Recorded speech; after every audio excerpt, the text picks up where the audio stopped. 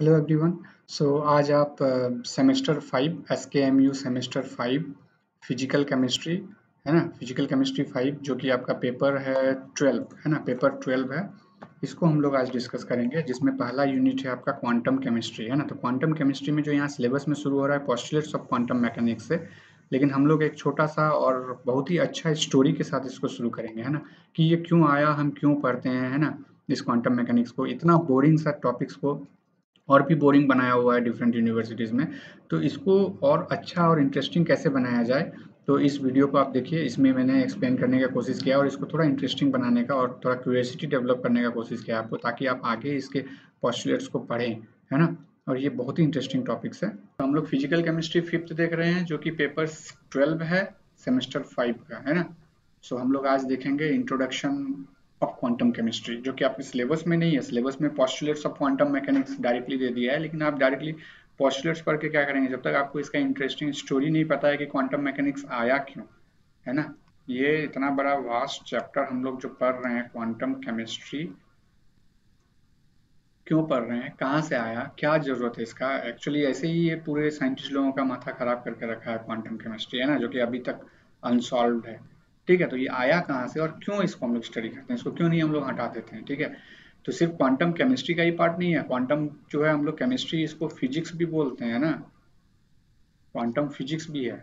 ठीक है, almost same चीज पढ़ते हैं दोनों में। ठीक है, तो जो ये क्वांटम केमिस्ट्री है, ये क्वांटम वर्ड कहाँ से आया, किसने डेवलप किया पहली बार, है ना, क्यों एग्जिस्टेंस में आया, यही छोटा सा एक स्टोरी सुनेंगे आज हम, और यहीं पे क्लास को खत्म करेंगे। ठीक है, देखें इंटरेस्टिंग हमको जगाना है, अदरवाइज क्वांटम केमिस्ट्री इतना बोरिंग है, इतना बोरिंग है कि आप बीच में ही छोड़ के चले जाएंगे। करेक्ट, अगर हम जो सिलेबस में दिया है वो बताना शुरू करें तो। सो अभी तक जो आपने पढ़ा था, जो एटॉमिक स्ट्रक्चर आपने 12 में पढ़ा था, 11th में पढ़ा था, यूनिट नंबर 2 है ना। और जो भी आपने जो अपने पिछले सेमेस्टर्स में पढ़ा है ना, एटॉमिक स्ट्रक्चर आपका सेमेस्टर 1 में भी था। तो उसमें भी जो आपने पढ़ा था, उसमें आप देखा था कि बोर्स थ्योरी पढ़ा आपने है ना, बोर्ड लिमिटेशन पढ़ा, फिर हाइजेनबर्ग अनसर्टेनिटी इक्वेशन पढ़ा, सारा चीज पढ़ा। तो ये सब का सार क्या निकला आपको, वहां पर आधा रास्ता में हाइजेनबर्ग अनसर्टेनिटी प्रिंसिपल तक जाकर के वो रुक गया है ना, उसके आगे तो नहीं बढ़ा। अब यहाँ पर क्या करेंगे, हम उसको कंटिन्यूटी करेंगे है ना, लेकिन विद इंट्रोडक्शन, प्रॉपर इंट्रोडक्शन के क्वांटम केमिस्ट्री क्या है, यहाँ से शुरू होगा। ठीक है, एक छोटा सा है कि 19th सेंचुरी में क्या हुआ था, या उसके पहले हम करेंगे कि तब तक सब कुछ ठीक चल रहा था। एक था आपका क्लासिकल मैकेनिक्स, आप एनर्जी या केमिस्ट्री को डिवाइड करेंगे तो एक क्लासिकल मैकेनिज्म पीरियड आता है और एक आता है क्वांटम मैकेनिक्स। ठीक है, तो classical mechanics and quantum mechanics, ये दो पीरियड में या दो एरा में आप इसको बांट सकते हैं, है ना। तो जैसे अभी आप लोग झगड़ते हैं, जैसे मतलब कि लोग झगड़ते हैं अभी है ना, उसी तरह से तभी भी जो है साइंटिस्ट आपस में एक दूसरे का जो है खोट निकालते रहते थे। करेक्ट, तो जैसे इसमें देखिए क्या था कि बहुत सारा एक्सपेरिमेंट जो पहले से चले आ रहा था है ना, वेल स्टैब्लिश्ड ऑब्जर्वेशन या जो भी है जो चले आ रहा था, तो बार बार कोई एक एक्सपेरिमेंट को आप करेंगे तो आप उसमें कोई ना कोई खामी जरूर निकालेंगे है ना। वैसे ही हो रहा था। तो हो तो रहा था एक्सपेरिमेंट, लेकिन वो क्या हो रहा था, करेक्टली एक्सप्लेन नहीं कर पा रहा था है ना, करेक्टली एक्सप्लेन नहीं कर पा रहा था कि हो क्या रहा है ना, क्यों हो रहा है, मतलब हो रहा है ठीक है, लेकिन क्यों हो रहा है वो नहीं एक्सप्लेन कर पा रहा था। किससे, क्लासिकल थ्योरी से है ना, on the basis of classical theory वो एक्सप्लेन नहीं कर पा रहा था है ना। तो कौन कौन सा एक्सपेरिमेंट ऐसा था जो कि वो एक्सप्लेन नहीं कर पा रहा था। एक था तुम आपका जैसे स्पेक्ट्रल डिस्ट्रीब्यूशन ऑफ एनर्जी, किसमें, तो black body radiation. Black body radiation क्या होता है, एक ब्लैक बॉडी रहता है ना, और छोटा सा एक यहाँ पर होल बना हुआ रहता है ना, यहाँ से जो रेडिएशन निकल रहा है, ठीक है, तो ये रेडिएशन जो निकल रहा है, ये निकल तो रहा है, ठीक है, क्लासिकल मैकेनिक्स बता रहा है, ठीक है, रेडिएशन निकल रहा है, जो निकल रहा है वो आपका क्या है, इलेक्ट्रोमैग्नेटिक वेव है। जो भी यहाँ से निकल रहा है वो कह रहा है रेडिएशन निकल रहा है, और रेडिएशन का नेचर क्या है आपका, इलेक्ट्रोमैग्नेटिक वेव। लेकिन अगर इलेक्ट्रोमैग्नेटिक वेव है तो आप इसमें देखिएगा, जो भी ये हीट हो रहा है, इनके अनुसार क्या है, ये कंटिन्यूअस निकल रहा है ना। इलेक्ट्रोमैग्नेटिक वेव, वेव जहां आ गया वो क्या होता है, कंटिन्यूअस होना चाहिए है ना, वो कंटिन्यूअस होना चाहिए। लेकिन क्वांटम के अनुसार से क्या देखा गया कि ये कंटिन्यू निकल तो रहा है लेकिन ये कंटिन्यूअस नहीं है ना। अगर कंटिन्यूअस नहीं है तो इसमें पार्टिकल नेचर नहीं हो सकता है। यहाँ पे जहाँ जहाँ कंटिन्यूअस है वहां पर पार्टिकल नेचर नहीं हो सकता है। ठीक है, कंटिन्यूअस रहने से क्या होता है, पार्टिकल नेचर नहीं होगा। करेक्ट। तो हम लोग यहाँ पर क्या करेंगे अब, ठीक है, अब एनर्जी को उन्होंने कहा कि पार्टिकल नेचर नहीं है क्लासिकल के हिसाब से, है ना। और भी क्या था, एक ब्लैक बॉडी रेडिएशन था, फिर था आपका फोटो इलेक्ट्रिक इफेक्ट, इसको भी लिख देते हैं फोटो इलेक्ट्रिक इफेक्ट। इसमें भी जो है आपका इलेक्ट्रॉन वहां से निकल करके जो ट्रेवल कर रहा है, फोटो इलेक्ट्रिक इफेक्ट क्या है, सनलाइट पड़ा प्लेट पे, प्लेट से इलेक्ट्रॉन इजेक्ट हुआ, और जो लो प्रेशर वाला ट्यूब है, सील्ड ट्यूब, उसमें जो है इलेक्ट्रॉन मूव करके दूसरे डिटेक्टर में जाकर के लगा, तो जो इलेक्ट्रॉन मूव किया, ठीक है, तो वो भी ये कह रहा है कि कंटिन्यूअस प्रोसेस है। करेक्ट। फिर है vibration of heat capacity of monoatomic solid, है ना। टेम्परेचर के साथ जो मोनोएटॉमिक सॉलिड का जो हीट कैपेसिटी है, उसका जो वेरिएशन है ना, वाइब्रेशन वेरिएशन है, वो भी जो है मतलब कि इन्होंने कहा कि कंटिन्यूअस है। ठीक है, जबकि वैसा नहीं है वो, जब एक्चुअल उसका एक्सप्लेनेशन के समय वो रुक जा रहा है, ठीक है, नहीं एक्सप्लेन कर पा रहा है। ठीक है, सो ये सारा फिर एक और है जैसे कि आपका है discrete spectra emitted by excited atom. जब एटम को, किसी एटम को आपने एक्साइट कर दिया है ना, एनर्जी दे करके, वापस से जब वो नीचे आता है तो क्या होगा, एनर्जी को इमिट करेगा, तो जो एनर्जी इमिट कर रहा है वो भी रेडिएशन के फॉर्म में। अब रेडिएशन के फॉर्म में आया तो फिर से इन्होंने कहा कि इलेक्ट्रोमैग्नेटिक वेव है, जबकि इसमें पार्टिकल नेचर है, एनर्जी है। अब एनर्जी है तो इलेक्ट्रोमैग्नेटिक वेव में कैसे हो सकता है, वो तो पार्टिकल नेचर नहीं रहेगा तो एनर्जी नहीं होगा, क्योंकि एनर्जी को कैलकुलेट करने के लिए मास चाहिए होगा। करेक्ट। सो जो क्लासिकल थ्योरी है, अब क्लासिकल मैकेनिक्स है, इससे जो अब धीरे धीरे लोग सोच रहे हैं कि नहीं, कुछ एक ऐसा नया हमको चाहिए जिससे जो है हमको सारा चीज एक्सप्लेनेशन समझ में आया, है ना।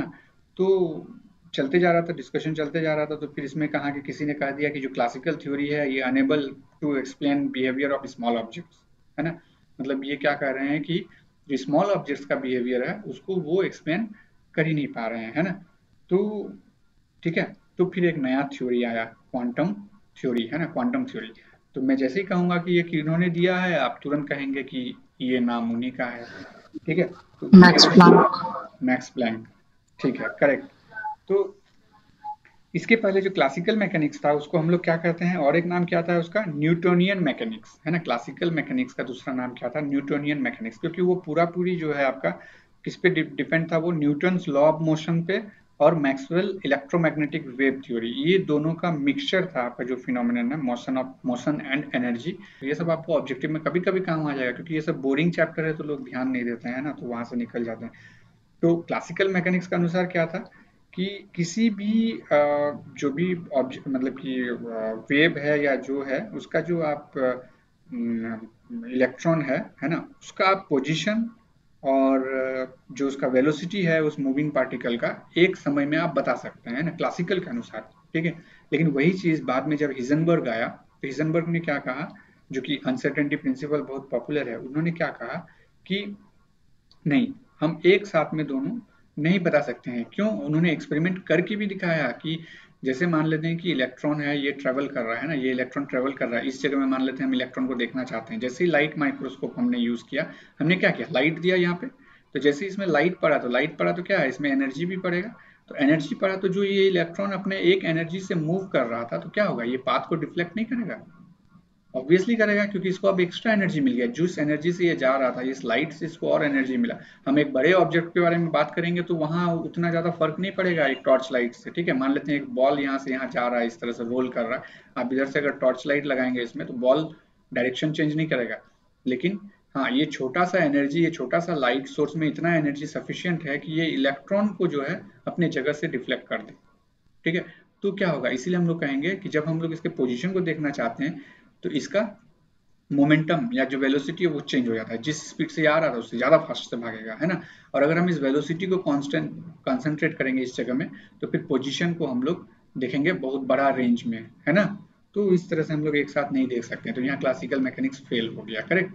फिर उसी से हिजनबर्ग का जो ये सोच है, इन्हीं को क्या किया, ये प्लैंक्स ने डिस्कस करना शुरू किया, है ना। तो प्लैंक्स ने अब क्या किया, ये फर्स्ट पर्सन है ना, ये मैक्स प्लैंक, है ना,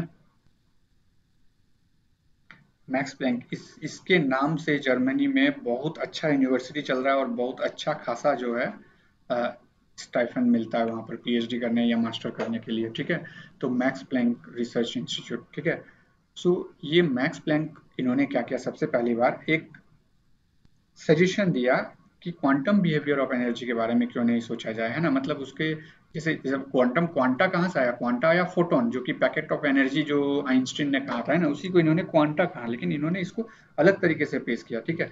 तो और इस क्वांटा बिहेवियर ऑफ एनर्जी को जब इन्होंने सब में जो जो प्रॉब्लम आपका वो जो पहले का चार्ट था, जैसे spectral distribution of energy in black body radiation, फिर फोटो इलेक्ट्रिक इफेक्ट, फिर variation of heat capacities monoatomic solute with temperature था, फिर डिस्क्रीट स्पेक्ट्रा इमिटेड एक्साइटेड, जो एक्साइटेड एटम है जब वो इमिट करता है तो उसमें जो रेडिएशन निकल रहा है, ठीक है। सब में जब उन्होंने कहा कि जो रेडिएशन निकल रहा है वो क्वांटा है ना, मतलब एक क्वांटा, दो क्वांटा, तीन क्वांटा करके एनर्जी निकल रहा है। और जब आप नंबर देना शुरू कर देते हैं, एक क्वांटा, दो क्वांटा, तीन क्वांटा, इसका मतलब जो प्रोसेस है वो क्या है, कंटिन्यूअस नहीं है, ठीक है। जो प्रोसेस है वो कंटिन्यूअस नहीं है, मतलब ये डिसकंटिन्यूटी प्रोसेस है। मतलब यहाँ पर एक के बाद एक आएगा, मतलब एक आया फिर आया फिर आया, इस तरह से, मतलब एक एक पैकेट, ये एक क्वांटा आया, फिर ये दूसरा क्वांटा आया, ठीक है। तो इस तरह से करके एक एक करके क्वांटा, यहाँ जैसे चार आया तो चार क्वांटा आया, तो है ना, एक एक क्वांटा का एनर्जी अपना डिफाइन किया हुआ है। समझ में आ गया ये। इसी को जो इन्होंने कहा था कि क्वांटम बिहेवियर ऑफ एनर्जी, इसी को इन्होंने बाद में कह दिया कि यही है क्वांटम थ्योरी, है ना, जिसका पोस्टुलेट आप आगे पढ़ेंगे।